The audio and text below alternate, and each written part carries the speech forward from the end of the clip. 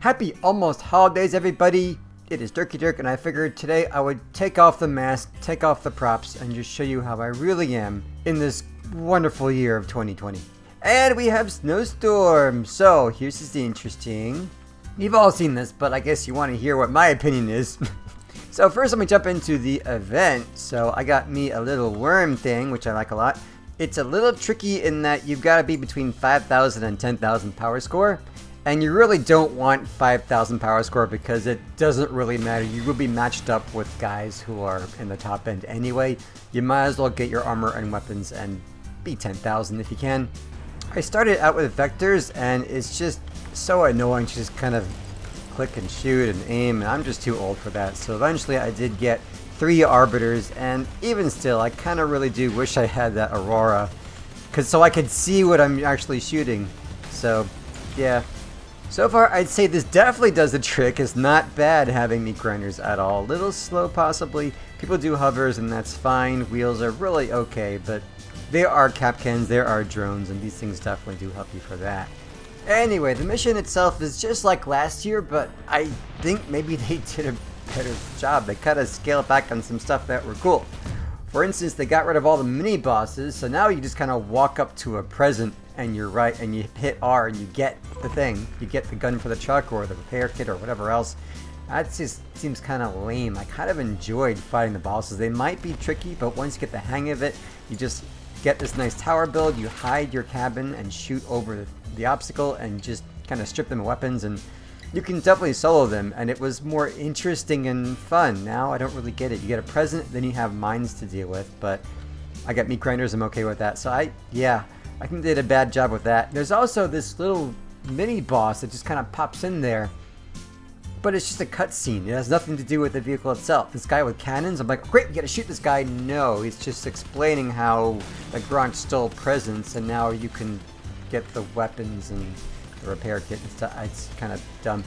Other thing is, in general, it's like a raid, so yes, you can carry, but you can only carry for so many waves. You have to have the weapons and the know-how to strip weapons of the enemy team and then change targets. Don't just go for kills. Actually protect the truck. Be in front of it if you have to.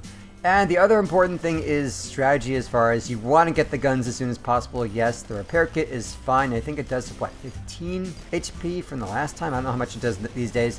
But most importantly, the shield. Don't just go in and waste the shield. You want to wait until, ideally, when the Grunch spawns. That's when you use the shield. Otherwise, if your truck is just really low in HP, do that too. But everyone just runs at the shield and gets it the first second they can get. I think what makes Snowstorm very hard, like any raid, is that it is a group participation event. In this case, really for the long haul. And with lack of communication, it makes it very difficult. So if you have friends, you can get on Discord and go to a chat server. You really do great. Otherwise, it's easy to get past wave 10, but it's kind of a drag. I don't know. Last year was actually more fun, so yeah. So I got some inside info. Gaijin, Targum, they're kind of hurt right now with pandemic. They're not doing so hot.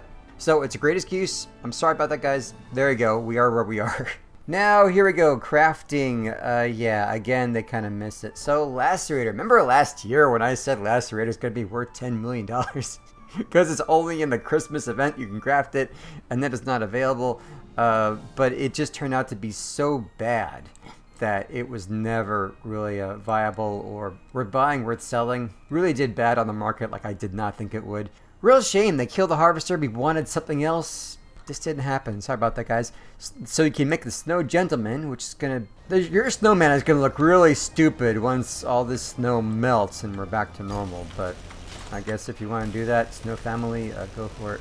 And then you have this interesting concept of getting a certain fusion. Like I say, the devs are struggling. They just don't know. They just really don't know anymore. If you're new to Crossout, here's the deal. You have all these weapons and stuff, which is really cool. And eventually you want to do what's called fuse them or upgrade them. So what that means is you have to fuse 3 weapons. And then you get some kind of an added bonus to that, which is kind of cool, in 3 categories. So durability increases, mass decreases, resistance to all damage, spread, range, aim. So obviously this could be weapons, it could be cabs, it could be modules, but it's totally random what you get. So that's kind of the scary thing, is that you're fusing 3 things and you might not get what you want. It's super easy for rares because they're pretty easy to craft, and then you can just fuse 3 and keep on trying until you get something good. Then it gets a little harder for your specials, but not impossible. And epics is downright scary, having to lose 2 of them to get a bad fusion. So what do? You have to wait for these events that happen once in a while where you get to only use 2 items to get some kind of perk, and that makes it a lot more worth it. So now they have this improvement where every day you get to fuse something different. In this case, there's a hardened track. So how does that work? You need 2 tracks. So it's like that special event, right? You need 2 tracks, but you also have to have a lot of resources. The only advantage, is that you will get a specific bonus, not a random one. Again, it might not be the one that you wanted. They kind of chose this for you, not necessarily the best. They always like to do tonnage for cabs, and the last thing that you want is tonnage. I mean, Pilgrim definitely has low tonnage, but usually you want mass limit. Like, how is this so much better from the event where you only get to craft 2, but without the resources? If this is not the bonus that you want, then you're kind of screwed anyway. This is really just... Yeah, this is kind of sad. I am sorry that the devs are going through this, but they really didn't do it right. So, yeah, if you have Typhoons, you can fuse them now, and Scorpions, but now we're talking about things that nobody has. I mean, come on. This is, I mean, what? I think Mr. G did a video. It takes, what, $1,000 real money of in-game coins to get one of these things? And now you have 2 of them lying around, and you also need uranium, 300 uranium. To do that, you have to be in a clan that actually gets uranium, which is a very small number of people. It's just, this is nothing. This really is nothing. And then you can craft fireworks, so there's not even any other kind of Christmas decor as of yet. Nothing fancy. Maybe down the pike they'll have some more decor to craft with crackers, but otherwise, yeah, my crackers are going nowhere. So, listen, people do beg me all the time, Dirky, don't fall into the line of those guys who are negative. So, you know, I'm not. I mean, I can be critical of certain things that deserve to be critical. But where I'm at is, I was always fine with the game as is in general. So if you're okay with the game in general like me, then it's going to be okay. Did they do stuff that's new that really is not worth it? Yes, they did. Yes, but I'm going to continue doing what I do, enjoy the game. Hope you guys too, and have a wonderful holiday. What else could I say?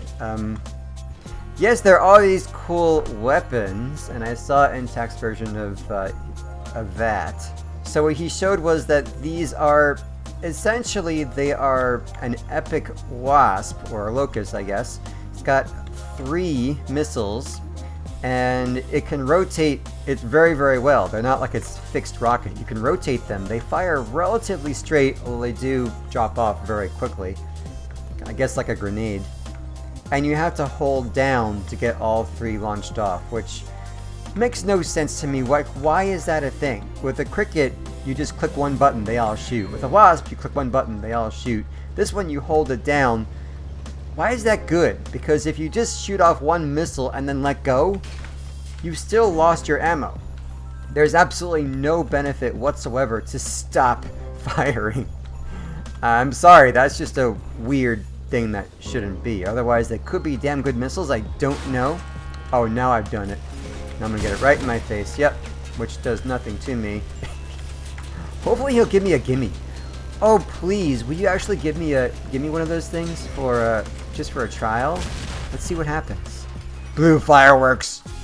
I really hope he'll give me a trial one. That would be really awesome. I can play with it. But yeah, that's kind of what I'm thinking.